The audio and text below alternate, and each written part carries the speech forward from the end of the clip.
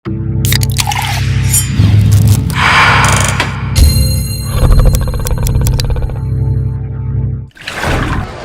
Ustadz, saya membungakan uang sama suami saya sendiri.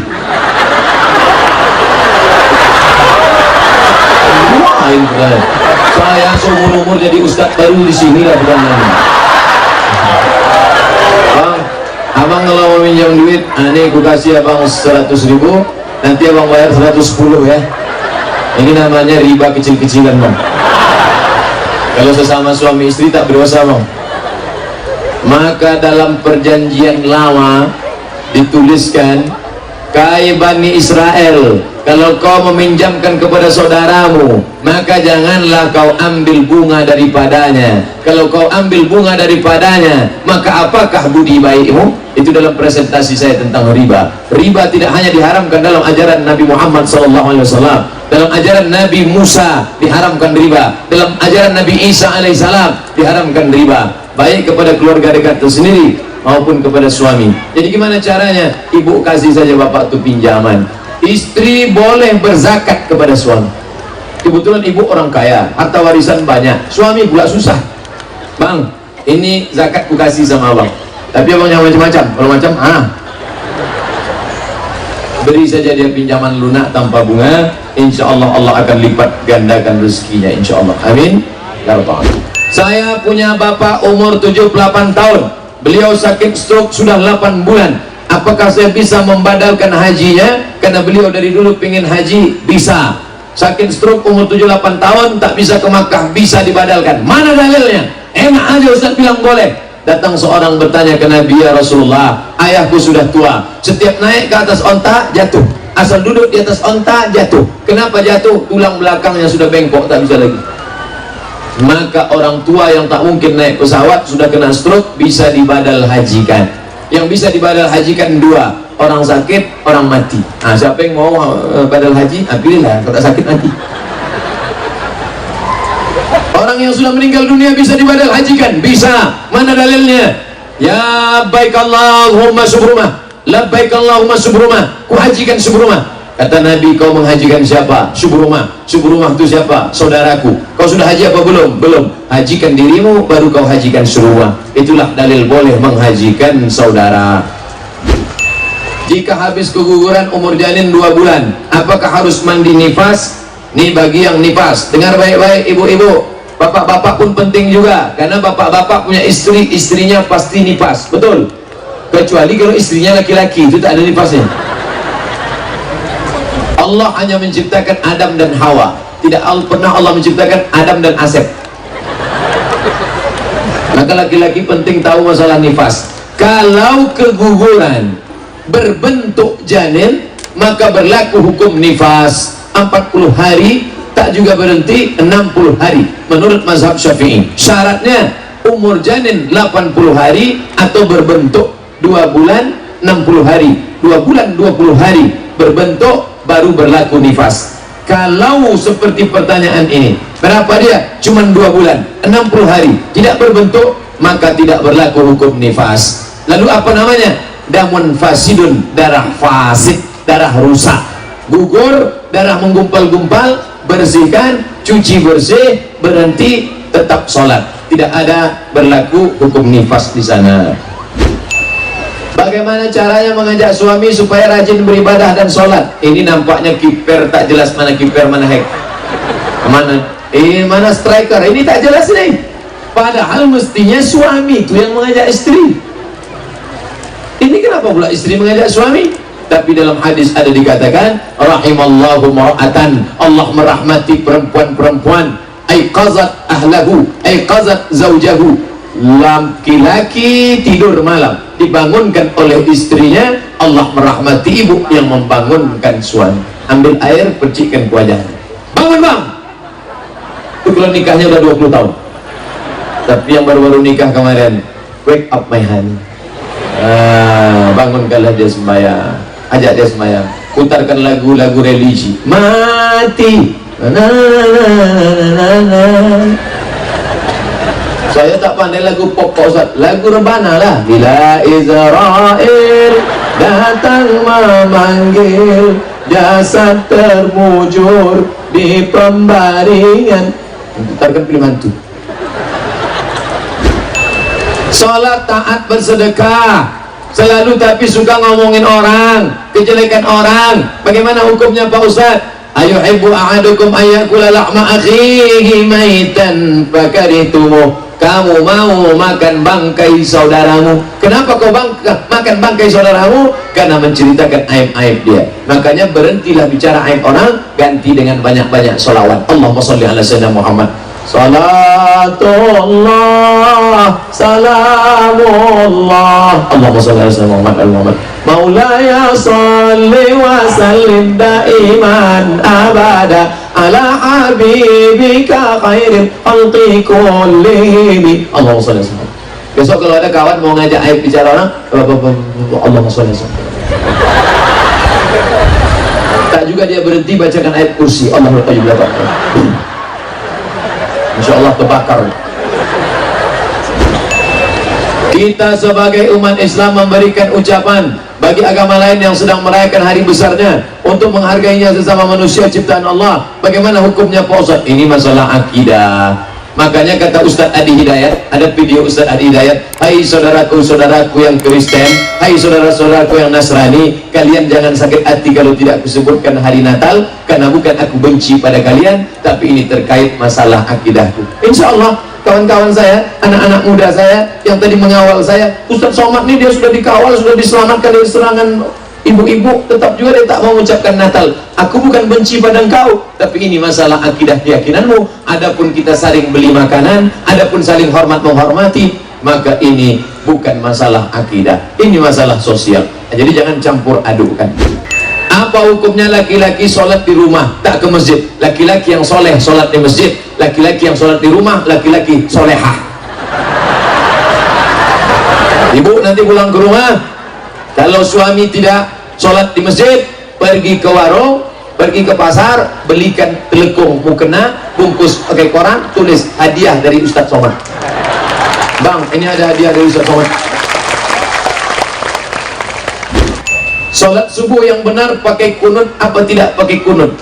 Yang pakai kunut mazhab Syafi'i Maliki, yang tidak pakai kunut mazhab Hanafi Hambali. Kenapa Saudi Arabia tidak pakai kunut?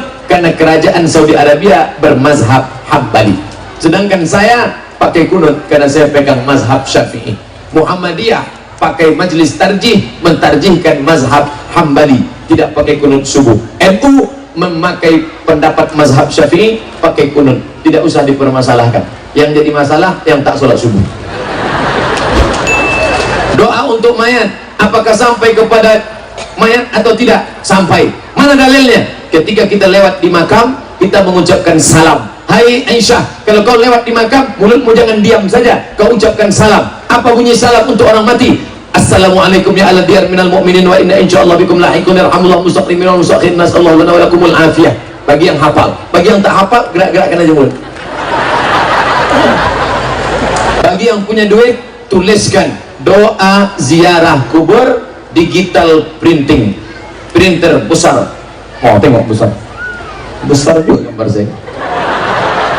Buat tempel di dekat makam, maka doa orang untuk orang mati sampai. Makanya salam itu dibagi 3. Salam yang pertama wajib dijawab, salam yang kedua tak boleh dijawab, salam yang ketiga kita tak ingin mendengar jawabannya.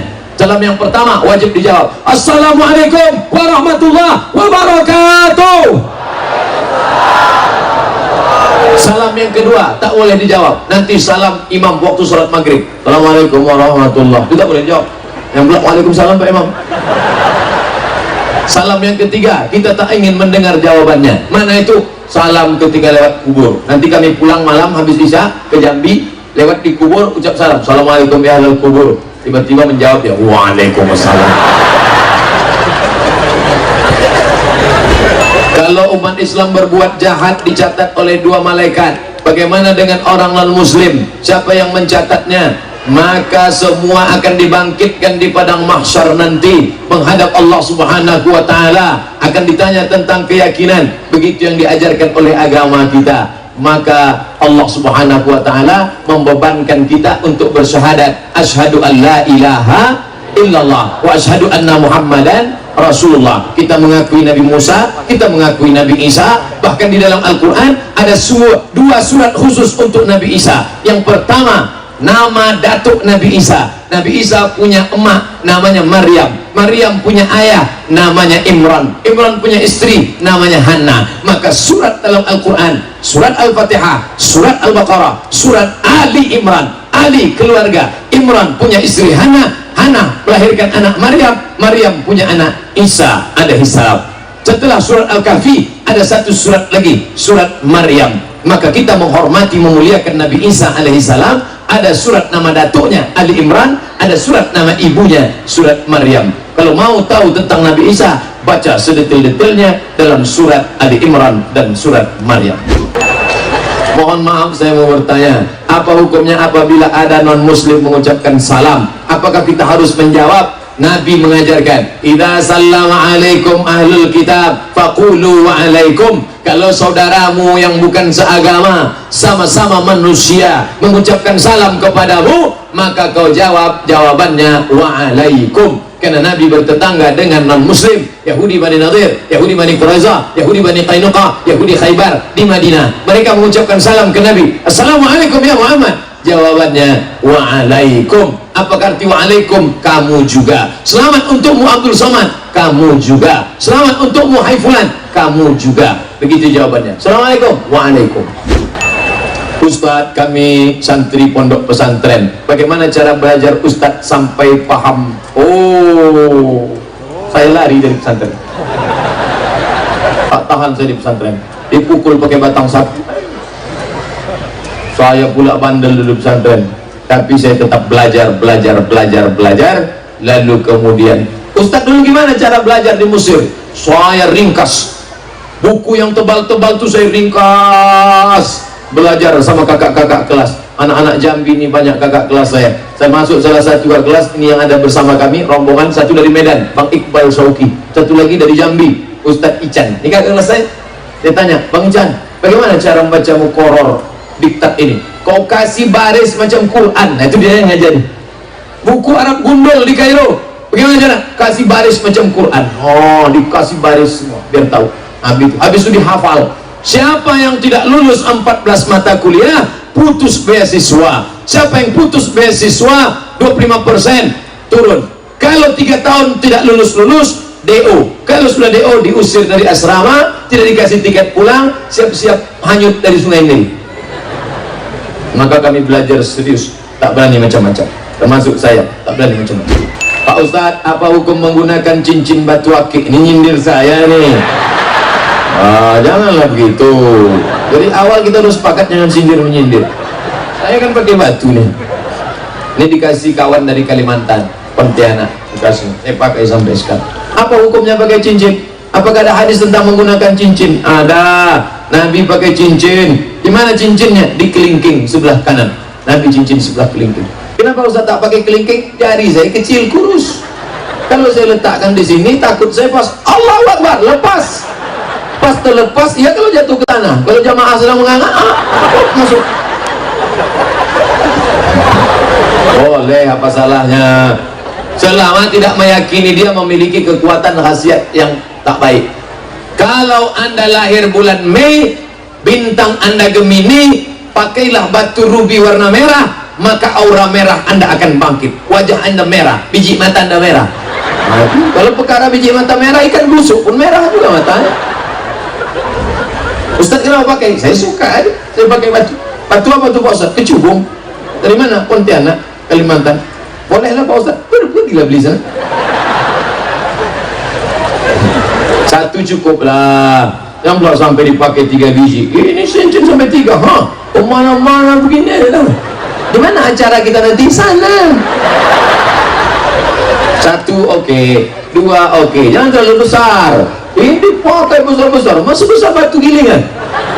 Orang pun sholat tak lagi menengok tasbih, nengok cincin kita sudah. Assalamualaikum warahmatullahi wabarakatuh. Sudah dari ini.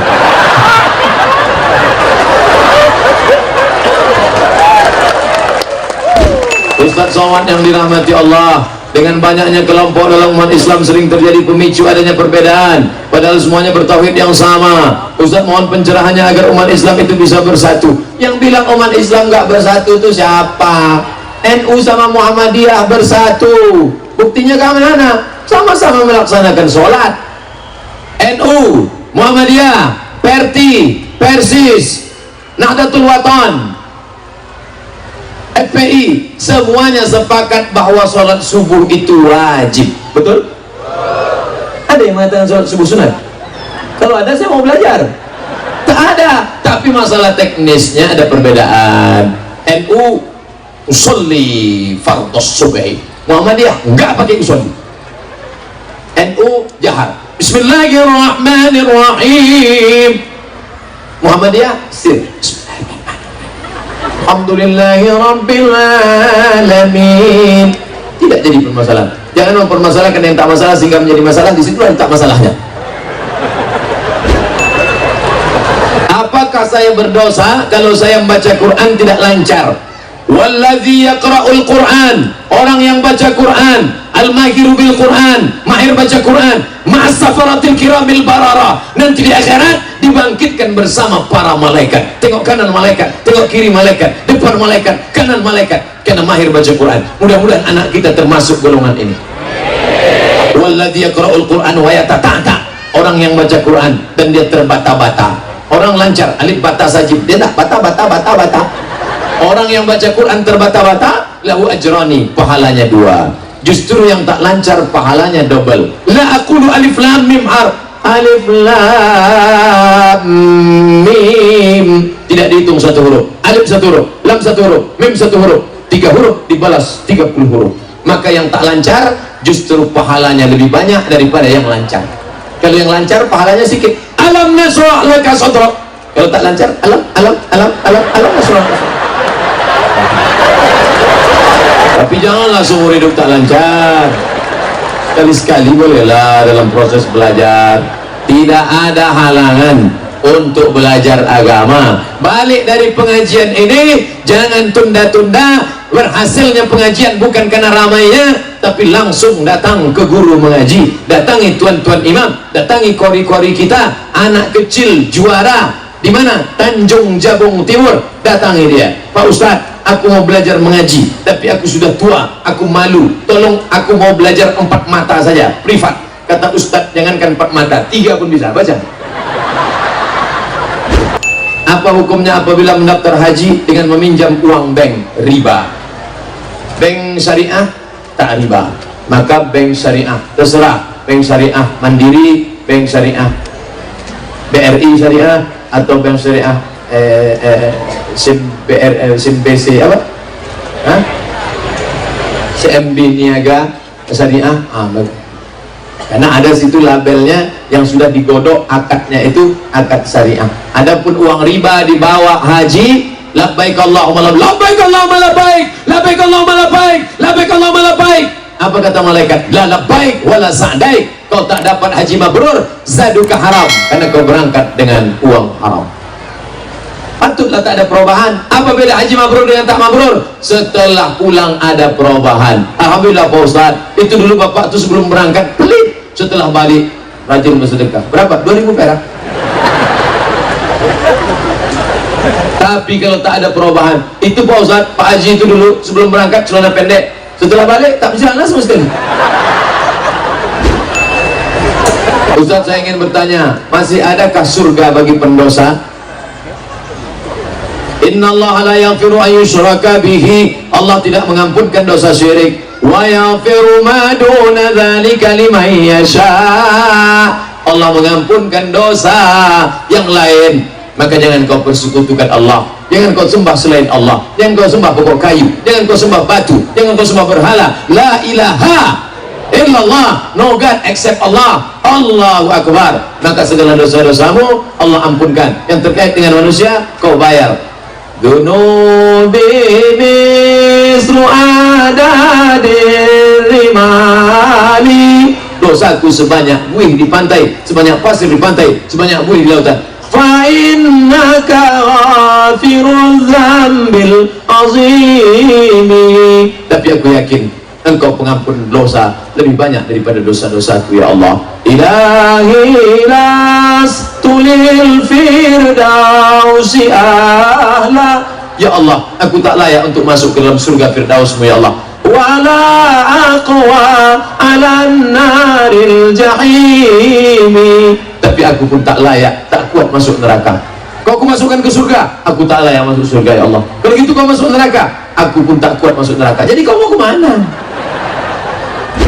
Cara berbakti kepada orang tua saya yang sudah meninggal. Doa apa yang harus saya baca agar orang tua saya tenang dalam kubur? Yang pertama doa, Allahumma fir lahu warhamhu wa'afihi wa'fu anhu wa akrim nuzulahu. Kalau tak bisa bahasa Arab, ya Allah lapangkan kubur emakku, ayahku, panjangkan rahmat untuk dia, berikan dia kebaikan, tunjukkan rahmat dan barakah.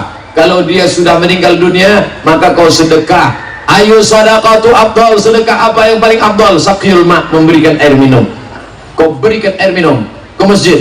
Saya pergi ceramah ke Kuala Lumpur, penuh satu kotak air minum, air minum, air minum, air minum, air minum. Dicabut satu, muncul satu, cabut satu, muncul satu, cabut satu. Tempat kita enggak, cabut satu, hilang semua. Sedekah air minum. Kau pernah sedekah air minum? Tak pernah. Lalu apa kau sedekahkan? Sumur bor aku buat. Mantap. Wah, bangun masjid besar, hadiahkan untuk orang tua, pahala. Nanti raya kurban, potongkan satu kambing, kurban untuk orang tua, berbakti pada orang tua. Yang penting, aku tak ingin kau jadi pejabat hebat, aku tak ingin kau jadi orang kaya, tapi kau lupa agamamu nak. Yang ku inginkan kau berbakti, paling tidak kau panjatkan doa, Rabbighfirli wali walidayya warhamhuma kama rabbayani shaghira. Pas jam 6, 90 menit saya ceramah.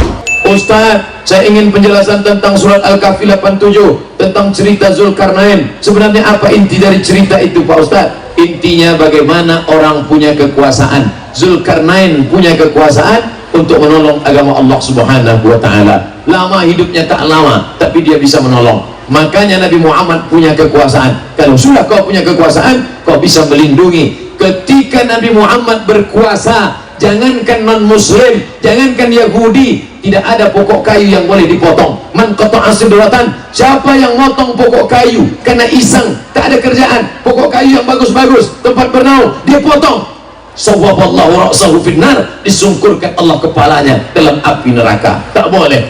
Ada lubang tanah, pergi dia ke hutan, nampaknya lubang tanah, kencing dia di lubang tanah, tak boleh. Kenapa? Karena di dalam lubang tanah itu ada anggota legislatif yang sedang kampanye. Tiba-tiba datang angin puting beliung lengkap dengan banjir bandang. Bayangkan itu. Maka Islam Nabi Muhammad sudah mengajarkan. Nabi Sulaiman alaihissalam, ketika pasukan Sulaiman akan lewat berjalan, kata Sulaiman, stop, jangan berjalan. Kenapa Sulaiman? Aku mendengar semut-semut berkata, masuklah kalian ke sarang-sarang kalian supaya jangan diinjak oleh Sulaiman dan pasukannya. Begitulah kalau kita punya kekuasaan, sampai tak ada semut yang terinjak mati, tak ada pokok kayu yang terpotong sia-sia. Pandangan Islam terhadap artis, apa hukumnya? Artis religi boleh. Artis religi. Saya Ustadz dari Sulaiman, yang penyanyi artis, berjumpa dengan Habib Sayyid Ahmad bin Muhammad bin Alawi bin Abbas Al-Hasani Al-Maliki di Makkah Al-Mukarramah. Saya Ustadz dari Sulaiman. Lalu kemudian satu lagi Ustadz dulu yang Philip main Tuyul dan Mbak Yul, siapa namanya? Lalu kemudian satu lagi Ustadz Ahmad Al-Habsyi. Maka kami jelaskan, ini Ustadz dari Sulaiman penyanyi. Apa hukum nyanyi? Kata Sayyid Ahmad bin Muhammad bin Alawi bin Abbas Al-Hasani Al-Maliki, nyanyi boleh, tapi kau nyanyi yang mengajak umat kepada agama Allah. Coba nyanyikan satu nyanyi. Nyanyilah Ustadz dari Sulaiman. Orang kaya mati, orang miskin mati, yatim mati, mati. Lalu saya yang terjemahkan, al-aghniya matu, al-fuqara matu, was-su'ama matu. Ada apa ini mati-mati aja nih. Nyanyilah lagu yang semangat-semangat katanya. Lalu kami tanya, bagaimana dengan artis? Artis kalau memerankan peran yang baik-baik, tak apa-apa kata dia. Tapi jangan perankan yang tak baik, membuka aurat. Ini banyak artis-artis setelah pulang umrah, waktu di Makkah pakainya penuh foto tuh. Setelah pulang dia buka. Pas ditanya, kenapa dibuka Mbak? Tuntutan skenario. Kita profesionalisme aja lah. Ada pendapat, apa pendapat Pak Ustadz tentang pejuang subuh? Mantap! Saya pertama kenal pejuang subuh di Tembilahan. Selesai ceramah, pergi saya ke tempat Ustadz Effendi LC, kakak kelas saya. Datang anak-anak muda pakai baju coklat, maju ke dalam. Ustaz, tolong buatkan video endorse. Endorse itu apa? Kasih motivasi kami. Wow, pemakaian jaket coklat pejuang subuh. Tertulis pejuang subuh. Pas zuhur tak datang.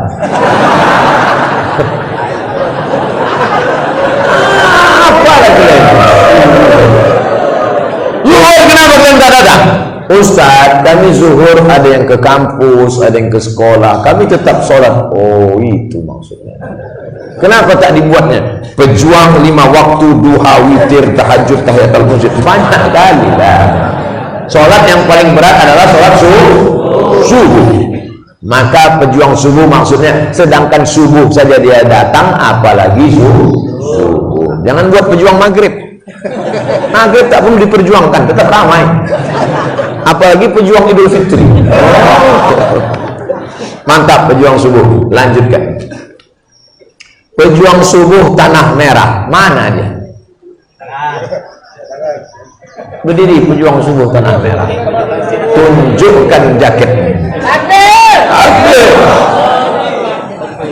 Selamat saya ucapkan kepada pejuang subuh tanah merah Kuala Eno Indragiri Hilir, semoga tetap istiqomah sampai akhir hayat.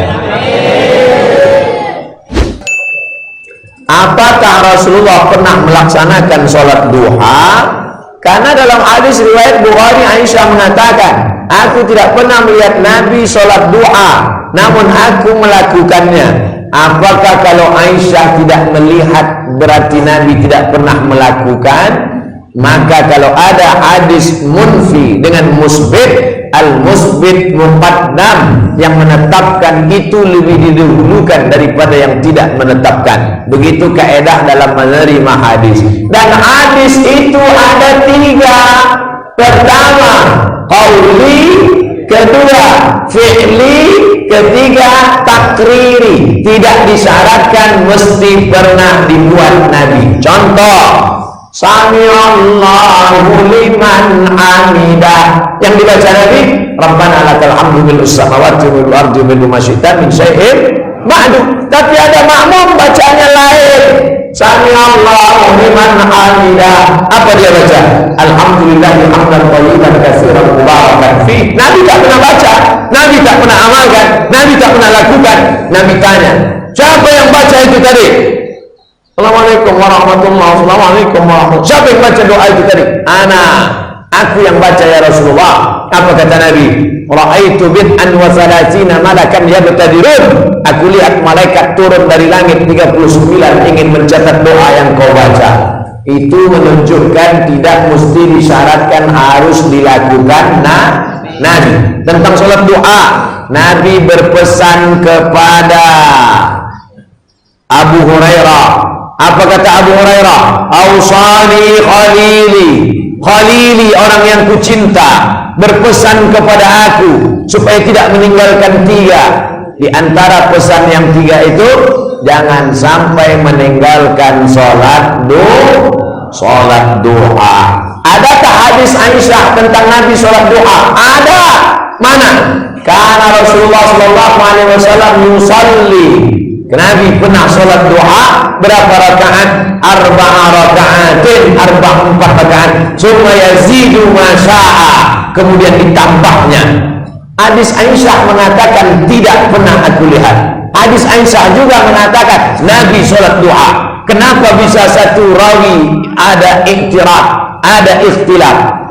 Hadis yang mengatakan tidak itu terikat dengan satu kondisi dan keadaan. Hadisnya sama-sama riwayat Aisyah radhiyallahu anha. Aisyah sendiri yang mengatakan, yusalli arba'an, Nabi sholat 4 rakaat, tetap 2 salam, 2 rakaat 1 salam, 2 rakaat 1 salam, summa yazidu masya'a, kemudian ditambahnya sesuka hatinya. Riwayat Abu Hurairah 2 rakaat, riwayat Aisyah 4 rakaat, riwayat Ummu Hani 8 rakaat, riwayat Aisyah 4 rakaat tambah Oleh sebab itu maka yang buat 2 rakaat bagus, yang buat 4 rakaat bagus, yang buat 6 rakaat bagus, yang buat 8 rakaat bagus. Tapi PNS sholat duha sampai jamaah ngantri tak bagus. Pegawai di kantor, ini kenapa antrian panjang orang mau ngurus KTP, pegawainya sedang sholat duha. Ini jahil murakkab. Sholat duha dulu di rumah, baru berangkat di kantor. Jam berapa baru boleh sholat duha? Sholat duha sudah boleh ketika matahari terbit lewat setinggi anak tombak. Ini bumi, ini tombak. Setinggi tombak matahari sudah lewat, qaidah ramhin, sudah boleh sholat duha. Sampai kapan? 10 menit menjelang zawal tergelincir matahari. Kenapa ustaz-ustaz mengatakan sholat duha jam 9, jam 10? Waktu afdal. Pagi sebelum berangkat sholat duha dulu. Jam 7 sholat duha. Usalli sunnat duha rak'ataini lillahi ta'ala. Saya nggak pakai usolli Pak Ustaz, nggak pakai usolli lillahi ta'ala. Jadi hadis kalau dia mengatakan tidak, itu menunjukkan dia terikat dengan sesuatu. Kalau ada 2 hadis yang kontradiktif dibahas oleh Imam Syafi'i dalam kitab Mukhtaliful Hadis, Ikhtilaful Hadis, kitab yang paling tua membahas tentang ikhtilaf hadis, tulis Imam Syafi'i, judulnya Mukhtaliful Hadis. Maka yang musbit, yang mengatakan ada, lebih didulukan daripada yang manfi, yang mengatakan tak ada. Begitu kaidah. Assalamualaikum Pak Ustaz. Apa yang harus kami persiapkan sebagai generasi milenial yang katanya akan menjadi pemimpin di masa akan datang? Bagaimana kami sebagai generasi milenial mengatasi hoax yang sering terjadi pada masa sekarang? Rupanya mikrofon di Kuala Enok ini harus 2, satu untuk ceramah, satu untuk tanya jawab. Baterainya udah habis.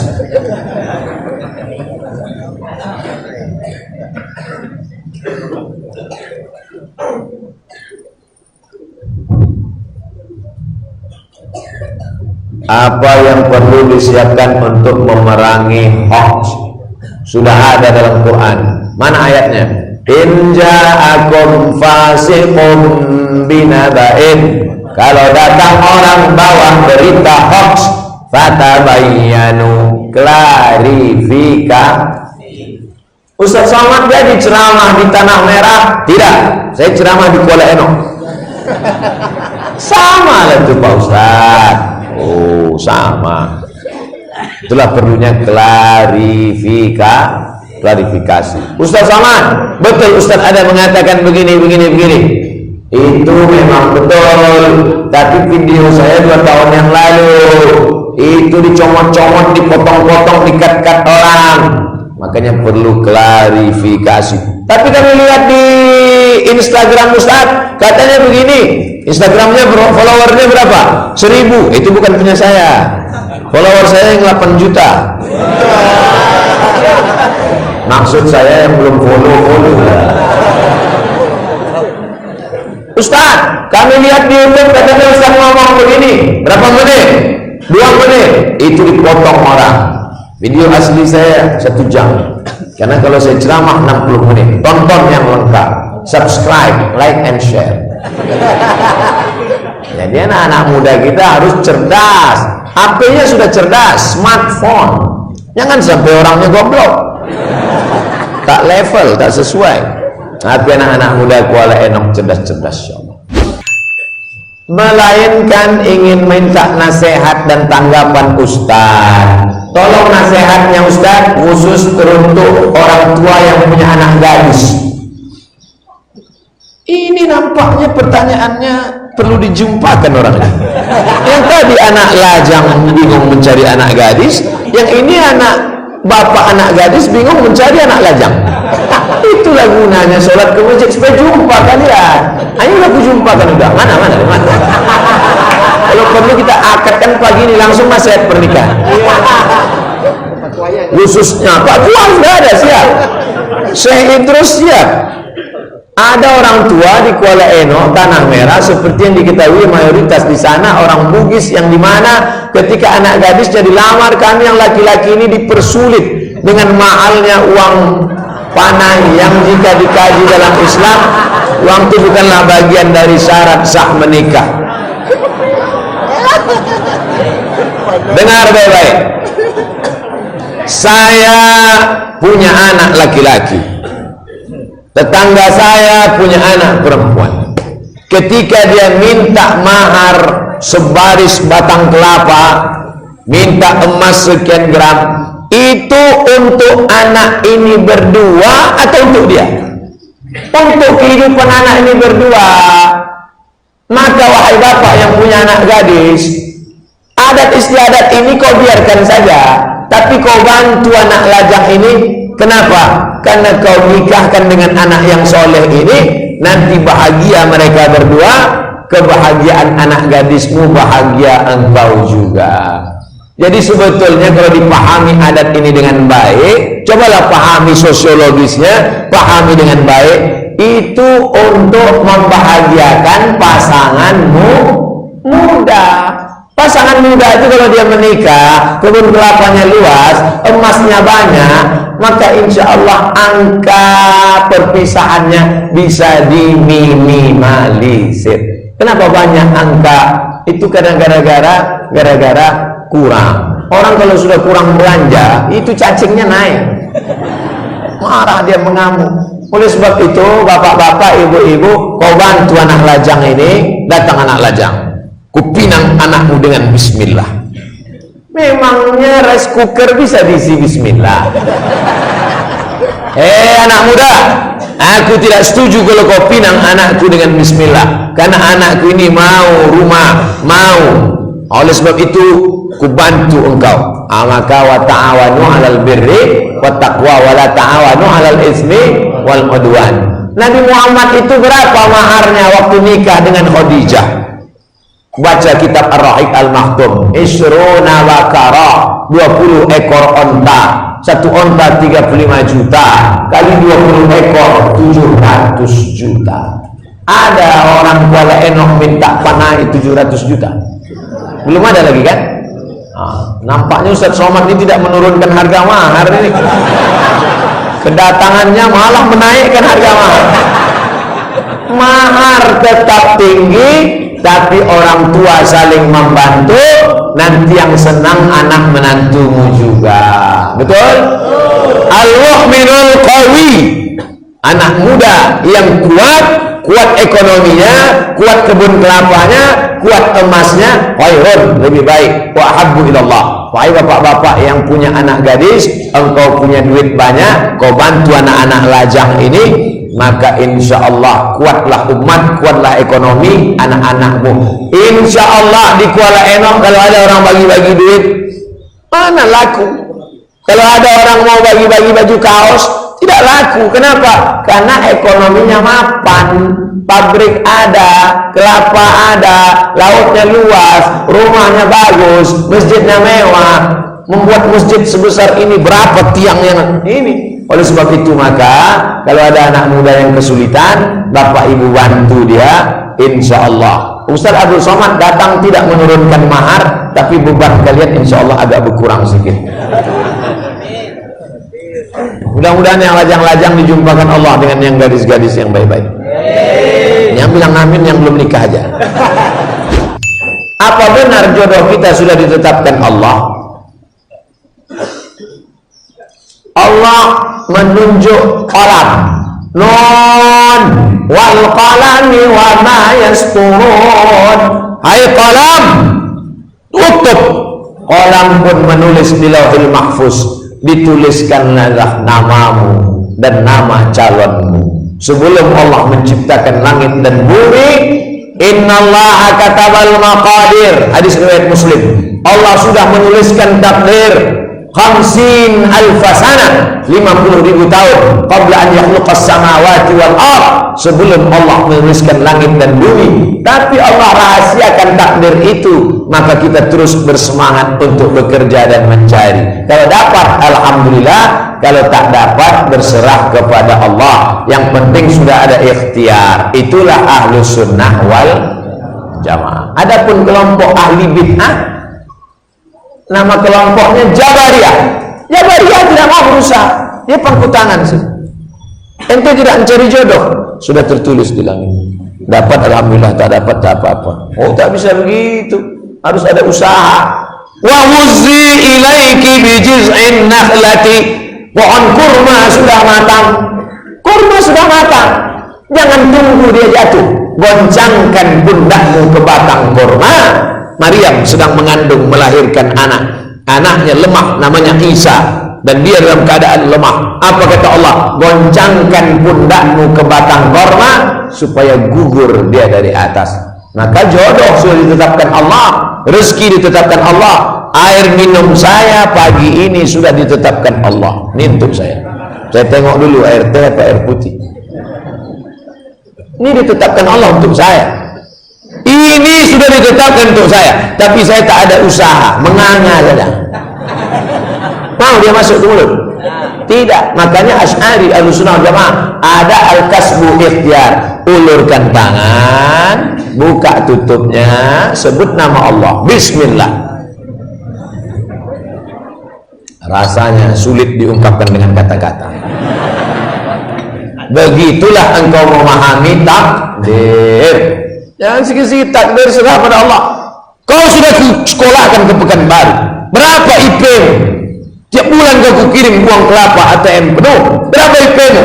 2 ya. Kenapa IP-mu 2,0? Takdir Allah. Ma'udzubillah. Mana ikhtiar? Mana usaha? Allah berikan engkau telinga, Allah berikan engkau mata, Allah berikan engkau qudrah, Allah berikan engkau iradat. Berusahalah. Wa qul i'malu, berusahalah. Fasayarallahu amalakum wa rasuluhu wal mu'minun. Namun ada juga yang mengatakan jodoh itu harus diusahakan. Dua-duanya tak salah. Jodoh itu takdir dan jodoh itu diusahakan. Ustaz, itu ada tetangga saya bininya 4. Itulah takdirnya 4. Saya berapa Pak Ustaz? Nanti kita tengok. Jika memang kita harus mengusahakan, sampai batas mana yang diizinkan oleh syarak? Apakah doa kita saja sudah dikatakan sebagai usaha? Datanglah orang Arab Badui, dibiarkannya untanya di luar, masuk dia ke Masjid Nabawi. Dia tanya ke Nabi, a'tiluha wa atawakkal am utliquha wa atawakkal? Kutambatkan dulu baru bertawakal atau kubiarkan saja? Kata Nabi, i'tilha wa tawakkal. Tambatkan dulu baru bertawakal. Motor, kunci stangnya tengok baik-baik, habis itu kunci pula rantainya, gembok beli, habis itu beli pula rantai besi agar kunci ban belakang. Usaha dulu, usaha maksimal. Pulang dari masjid, rupanya sudah dilas orang. Ini sudah di luar usaha kita. La yukallifullahu nafsan illa usaha. Kau berdoa, ya Allah, aku naksir betul dengan Pak Haji, anak Pak Haji itu, ya Allah. Kalau memang dia jodohku, mudahkanlah ini. Tapi kalau memang tidak, cepatkan dia mati, ya Allah. Jangan kau mengajari Allah. Boleh jadi Allah tidak memberikan dia untukmu karena Allah sudah menyiapkan yang lebih cantik, yang lebih kaya, yang lebih soleha. Husnuzan kepada Allah Subhanahu wa ta'ala. Ana inda husni zanni abdi bi. Tapi mikirnya harus betul. Jangan sudah kau pinang anak orang, kau batalkan. Kenapa abang tidak jadi menikah dengan aku? Karena menurut Allah ada yang lebih cantik daripada kau.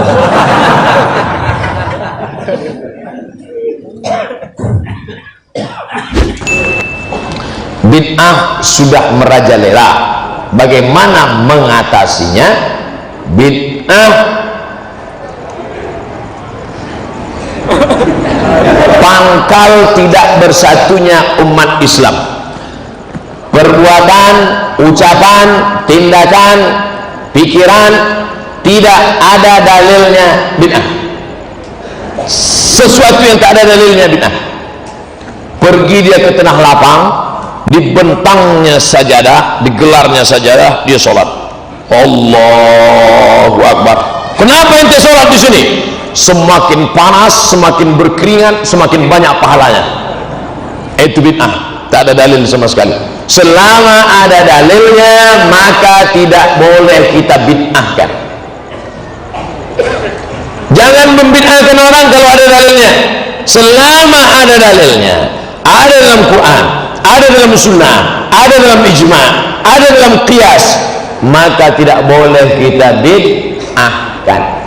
Ibu-ibu kumpul ramai-ramai baca Yasin, Yasin wal Qur'anil Hakim, innaka laminal mursalin ala siratim mustaqim. Toto ada orang bid'ahkan. Apa ini ramai-ramai baca Yasin? Bid'ah. Belum tentu bid'ah, bro, karena masih ada dalilnya, dalil am, dalil umum.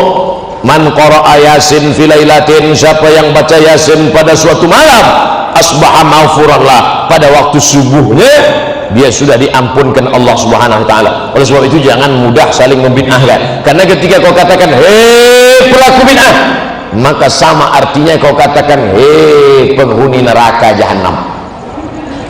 Nah, emangnya ente siapa? Neraka punya bapak ente. Apa hukumnya pakai celana panjang yang melebihi mata kaki? Nyindir saya ini. Apakah itu termasuk orang masuk neraka?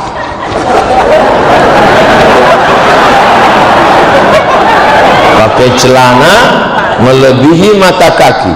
Untung rumputnya subur, nggak kelihatan. Ini celana melebihi mata kaki. Apakah masuk neraka? Ma asfalal ka'baini finnar.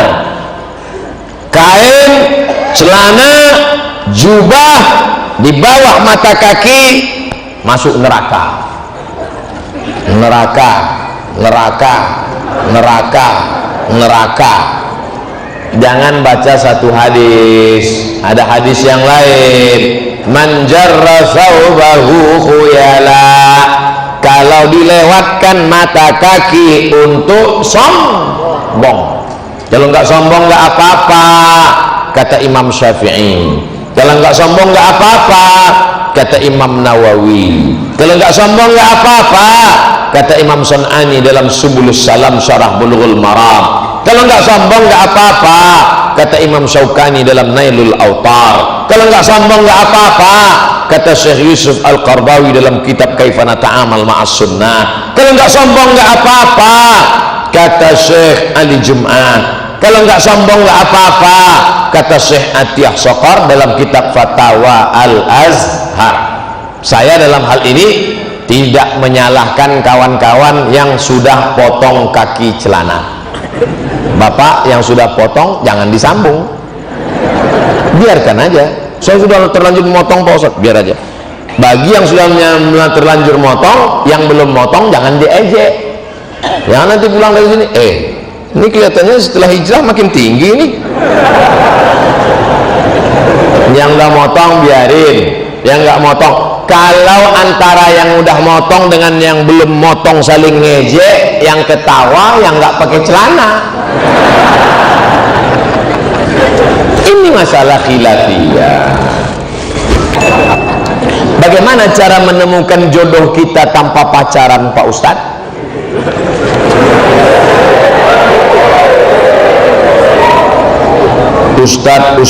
Ustadz Habib Kiai datang, mereka punya banyak stok.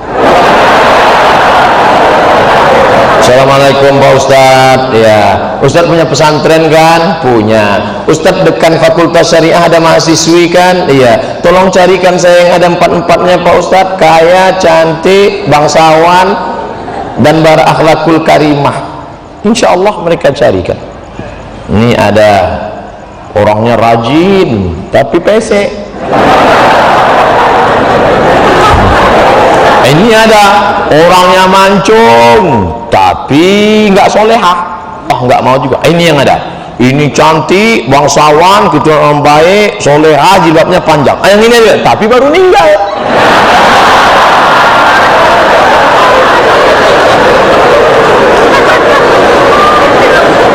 Kalau jodoh takkan kemana. Itu kata-kata indah, tapi harus ada usaha. Ustadz ceramah diberi air minum.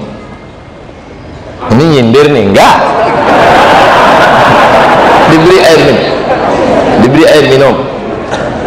Lalu kemudian, apakah air minum itu memang sudah ditakdirkan untuk Ustadz? Iya. Coba kalau dia tidak mau berusaha menggerakkan gelas ke mulutnya, dia cuma melihat aja, senyum, masuk air itu ke mulutnya? Tidak, harus ada usaha. Anak-anak muda usaha. Enggak perlulah saya ajari anak muda. Tanya bapak-bapak. Bapak ini malah udah ada yang dapat 2 dan 3.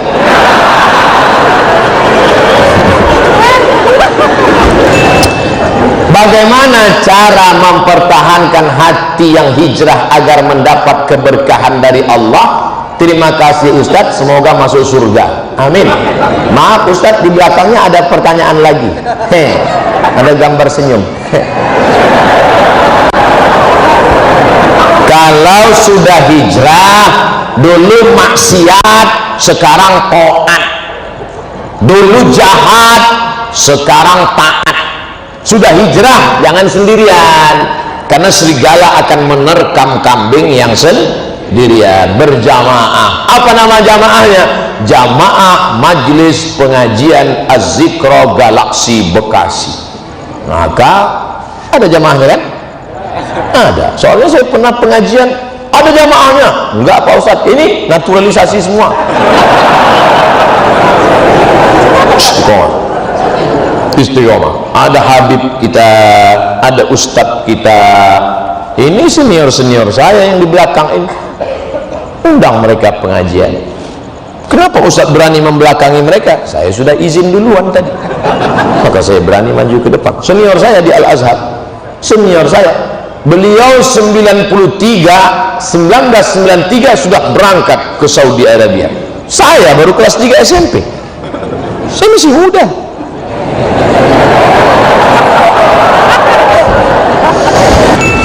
Bagaimana cara kita istiqomah dalam beribadah? Di sini dekat rumah sakit, pulang dari sini mampir rumah sakit. Untuk apa? Supaya istiqomah. Kita tidak pernah menghormati, menghargai sehat, karena kita tidak sakit. Begitu melihat orang sakit, saya usahakan dalam sebulan sekali ke rumah sakit. Assalamualaikum ibu. Waalaikumsalam. Ustadz, dari tadi yang sakit ibu melulu. Oke, kita ganti bapak. Assalamualaikum bapak. Waalaikumsalam. Bapak sakit? Udah tahu kok nanya. Kura-kura dalam perahu pura-pura tidak tahu. Sudah gaharu cendana pula, sudah tahu bertanya pula. Bapak sakit apa Pak? Jantung koroner. Bapak sakit apa Pak? Diabetes meletus. Bapak sakit apa Pak? Asam urat. Bapak sakit apa? Kanker otak. Bapak sakit? Enggak ada yang enggak sakit. Maka disitulah baru kita sadar ternyata nikmat ini besar. Maka kalau mau istiqomah, sering-sering tengok orang sakit. Pulang dari sini, mampir rumah sakit. Kalau security-nya nanya, mau jenguk siapa Mas? Semua yang di rumah sakit ini mau jenguk. Aku mau mengambil pelajaran dari orang-orang sakit ini, wahai security. Hai security, kenapa kau tak pernah mengambil pelajaran? Nah, yang kedua, sering-sering melihat orang mati. Janganlah kasar Pak Ustadz, meninggal dunia. Nampak bendera putih berkibar, singgah. Hah? Kuning. Tempat saya putih. Kuning. Terserah mau kuning, mau merah, mau hijau. Yang penting ada orang meninggal. Ada orang meninggal? Ada. Buka tutup wajahnya, cium. Tapi yakinkan sesama laki-laki. Jangan perempuan kau cium. Walaupun sudah mati, lakinya ngamuk.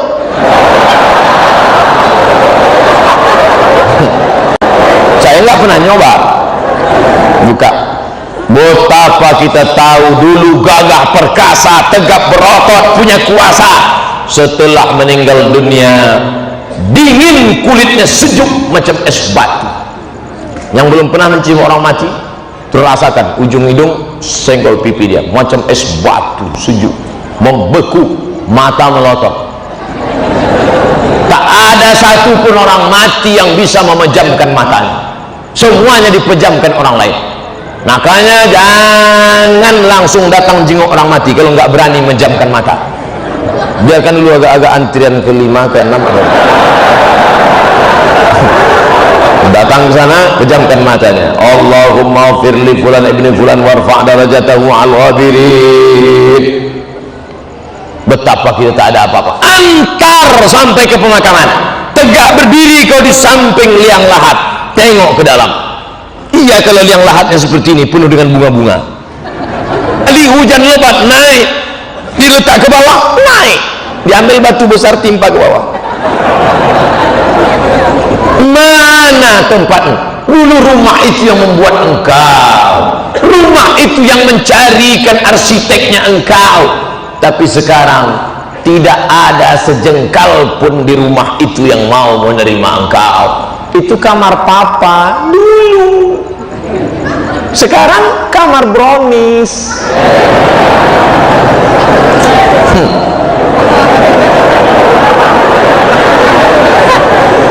Pertama, lihat orang sakit. Kedua, lihat orang mati. Ketiga, lihat liang lahat. Keempat, jangan putus sering ikut pengajian live maupun streaming. Ustaz, apa hukumnya sholat bagi pelaku zina? Diterima apa enggak sholatnya Pak Ustaz? Man sholatuhu lam tanhahu anil fahsya wal munkar lam yazdad illa bu'dan. Siapa yang sholatnya tidak mencegah dirinya dari perbuatan keji dan mungkar, maka dia semakin jauh dari Allah. Inna sholata tanha anil fahsya wal munkar.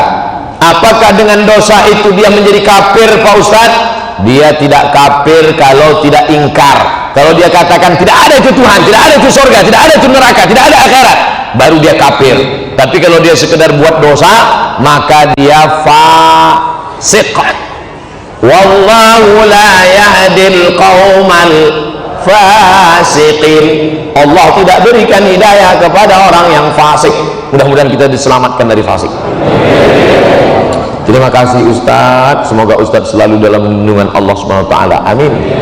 Kenapa Ustadz selalu bacakan doa di belakang? Biar supaya jamaah mengaminkan. Amin. Amin. Jamaah, oh kalau gitu Ustadz aja yang enak, Ustadz yang dapat, kami yang mengaminkan pendapat juga. Apa kata malaikat? Walaka misluh. Kau tadi sudah mengaminkan, engkau dapat yang sama seperti yang kau aminkan.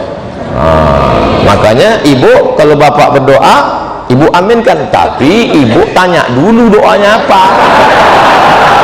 Nanti amin, amin, tanya mas doanya apa. Terima kasih Ustadz, panjang umur sehat selalu, amin. Dan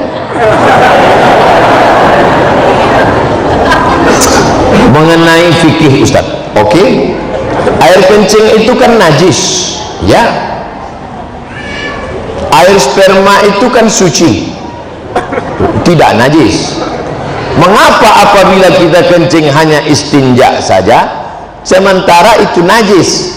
Kenapa kita keluar sperma harus mandi? Sudah gitu kata Nabi.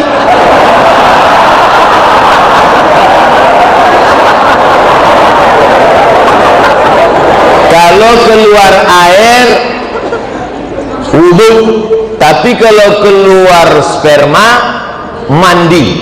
Padahal ini najis, yang ini tidak najis. Kenapa harus begitu Pak Ustaz?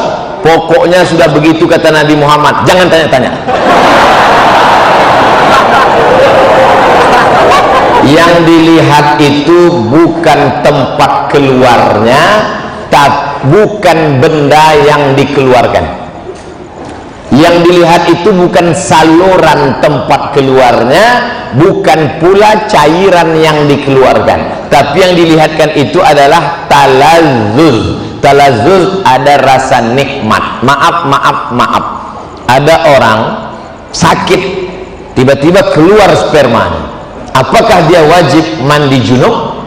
Tidak, karena tidak ada rasa nikmat.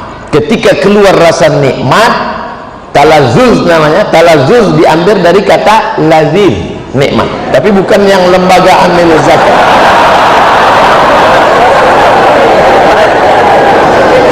Ada orang mandi, habis mandi, habis mandi, tiba-tiba pas dia buang air kecil keluar spermanya. Apakah dia wajib mandi junub? Tidak, karena tak ada talazzuz. Jadi ilat sebab mandi junub itu adalah talazzuz, ada rasa nikmat, barulah dia disuruh mandi. Beda kalau ketemu dua khitan. Idza iltaqal khitanan faqad wajabal ghuslu wa illam yanzil.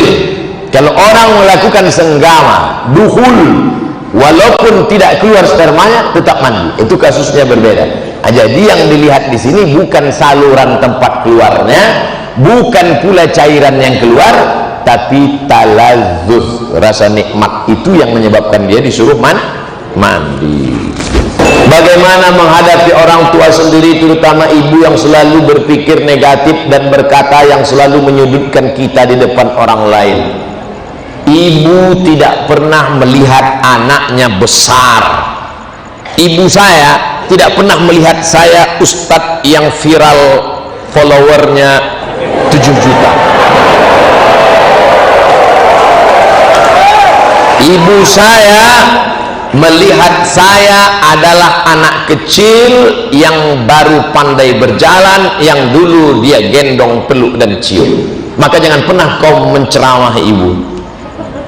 Kalau kau menceramah ibumu, pulang dari pengajian kau panggil ibu, mama sini sebentar, assalamualaikum.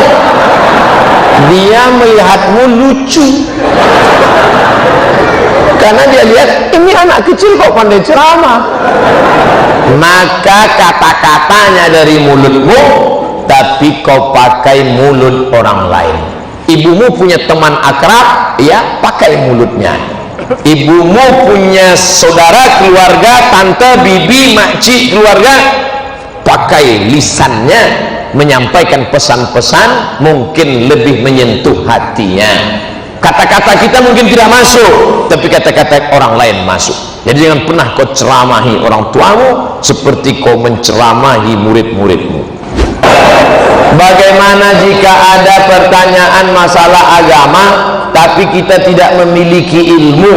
Apakah kita boleh berpendapat atau bagaimana Pak Ustadz? Saya menjawab yang saya pernah baca, yang saya pernah dengar, yang saya pernah belajar, yang saya pernah tahu. Kalau saya nggak tahu, kertasnya saya bawa pulang. Itu kami tonton di YouTube. Ustadz nggak pernah bilang nggak tahu. Kenapa semuanya Ustadz jawab? Yang nggak saya jawab dipotong videonya. Itu yang diupload yang saya jawab saja. Kalau saya nggak tahu, jangan dijawab. Inna sam'a, telingamu, wal basar, matamu, wal fuad, hati, pikiran, lidahmu, semua akan ditanya. La taqfu ma laisa laka bihi ilmun. Kalau nggak tahu, jangan bicara, jangan ngomong. Walaupun titel kita MSI, Master Segala Ilmu. Apakah sholat kita diterima jika gerakannya tak sesuai aturan?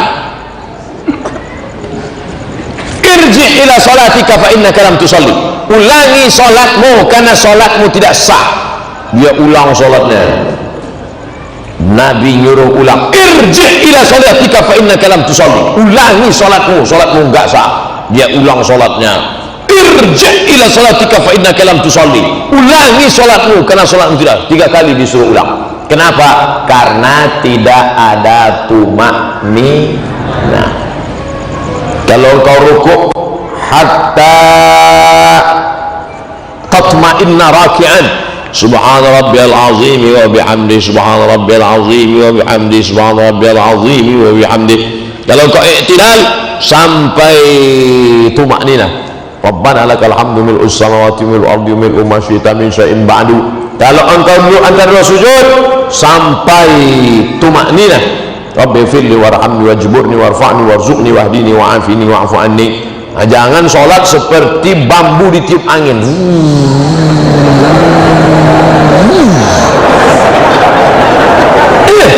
Ente sholatnya kok cepat sekali.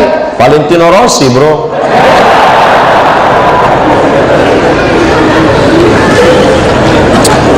Tidak sesuai aturan karena sopnya sempit.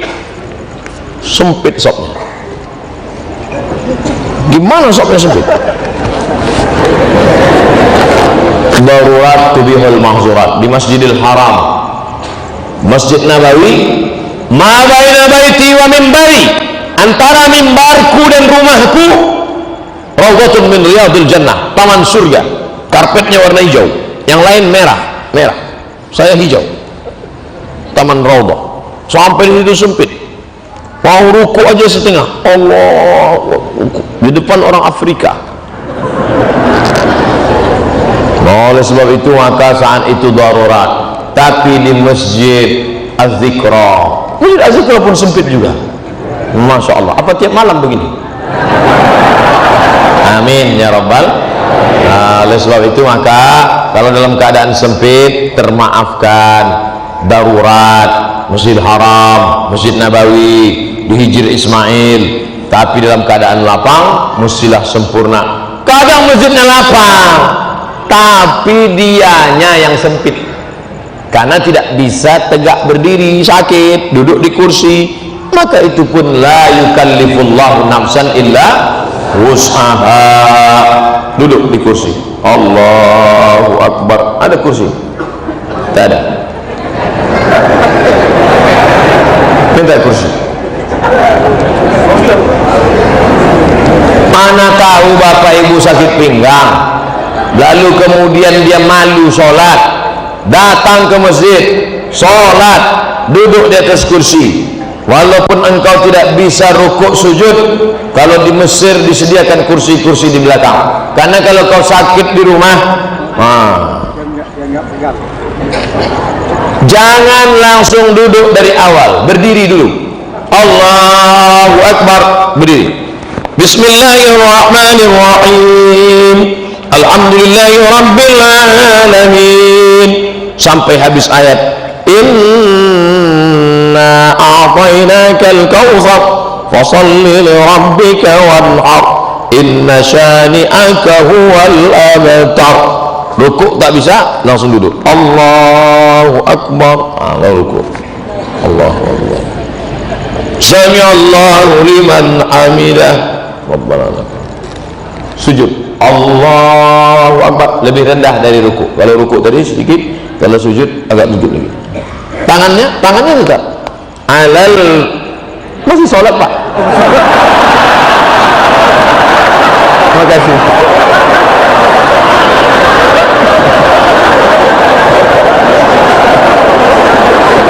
Mohon maaf Pak Ketua ya.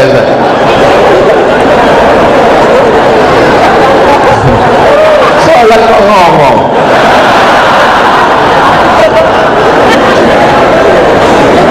Alal fakhidaini, tangan di atas paha, awir rukbataini, atau di atas lutut. Jadi nanti kalau ada yang tangannya di atas lutut atau di atas paha, la alal hawa, bukan di atas angin. Ada yang sujud di atas angin, Allahu Akbar, di atas angin. Terus sujud at-tahiyatul barakatuh, tetap at-tahiyatul barakatuh salat. Saya Pak Ustaz telunjuk saya yang sakit, itu juga at-tahiyatul, jangan buat diganti at-tahiyatul.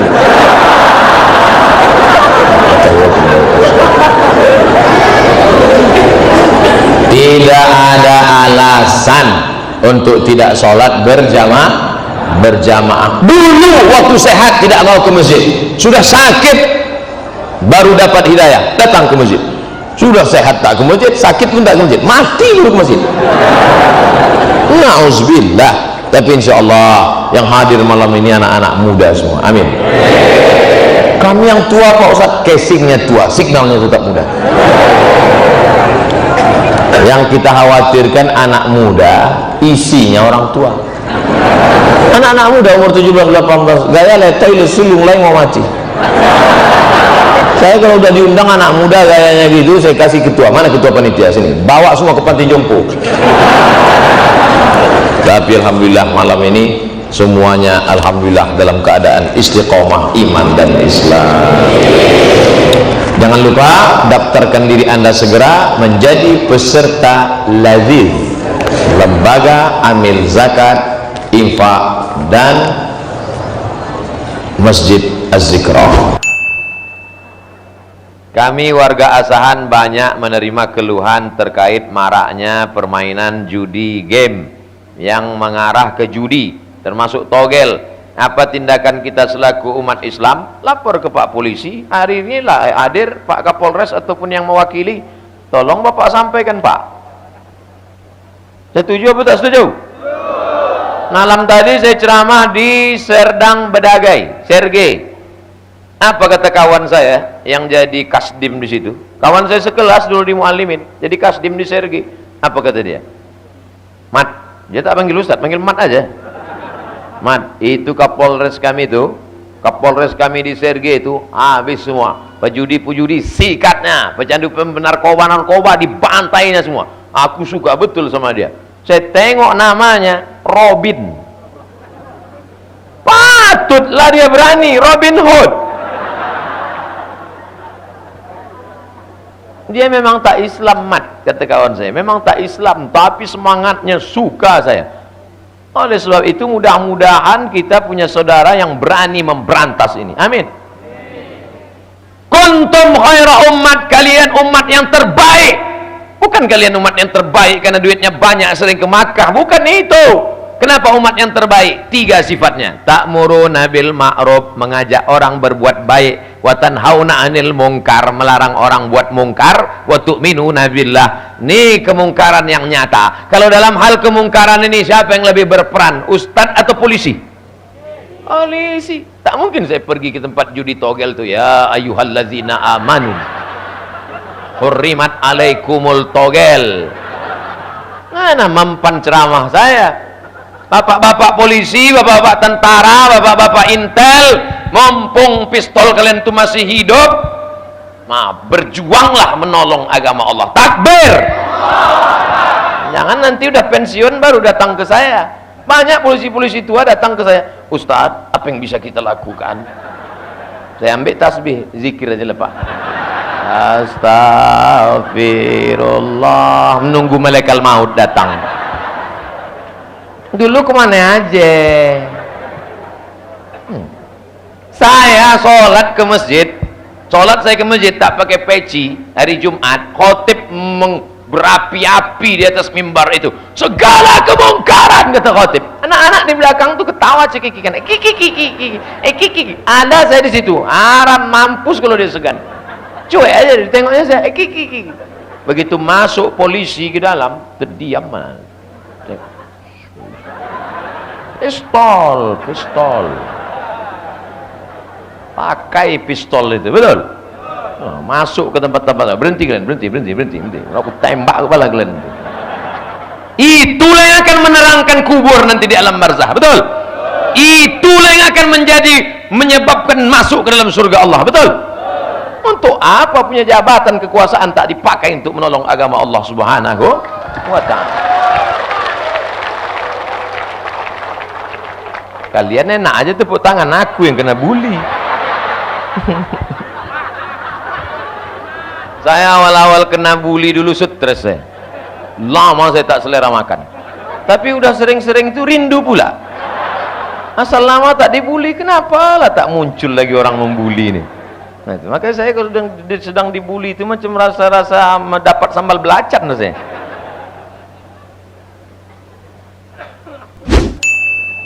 Pak Ustadz, bagaimana sebaiknya hubungan umaro dan ulama dalam Islam? Kata Habib Ali Zainal Abidin, Ustadz Somad, kau kan dianggap orang sebagai ustadz ulama, ya. Hubungan kau dengan umarah itu macam garam dengan gulai. Hubungan umarah dengan ulama macam garam dengan gulai. Jangan terlalu banyak, nanti masin. Jangan pula sampai tak ada hubungan, sampai tak berasa. Nah, begitulah hubungan kita dekat dengan umarah, bupati, wali kota, gubernur, presiden, menteri. Nah, agak-agak jauh sikit, dekat. Agak-agak foto 2 kali petik, habis itu jauh boleh. Macam main layang-layang. Jangan terlalu diulur, tersangkut pokok durian. Jangan pula tak diulur sampai tak terbang. Paham? Jadi kalau nampak saya nanti berfoto sama pejabat, itu bukan berarti saya sudah jadi piaraannya. Macam garam, kurang asin kasih sikit. Udah agak-agak terasa asin, menjauh. Macam main layang-layang. Ada angin kencang, ulur. Kurang angin, tarik. Jangan sampai tersangkut. Salah tarik, masuk.